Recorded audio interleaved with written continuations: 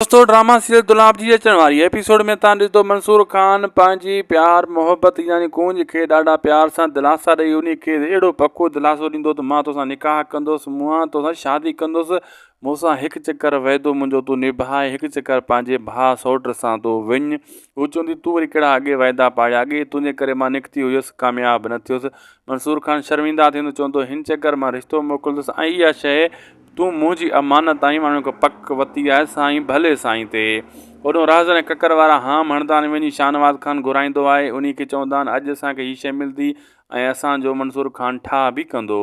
शाहनवाज़ खान खिलंदो चवंदो ईअं कॾहिं बि कोन थींदो ऐं हिते चवंदो राज़नि मां पंहिंजा मुछूं शापर घोड़ाए पथर कराए छॾींदुसि जे ईअं न थियो। शाहनवाज़ खान चवंदो इहा ॻाल्हि यादि कजांइ, इहा जेको मुछूं आहिनि न इहे पधर मां कंदुसि, तुंहिंजो जे पूरो तुंहिंजो वाइदो न थियो।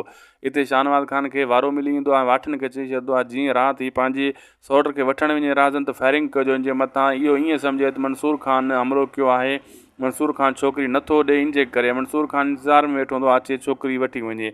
हू छोकिरी अॼु या सुभाणे हिननि जे हवाले ज़रूरु कंदो दोस्तो, लेकिन राज़नि वारनि खे उते ताईं पुॼण ताईं शाहनवाज़ खान जा वाठा रोकींदा रहंदा।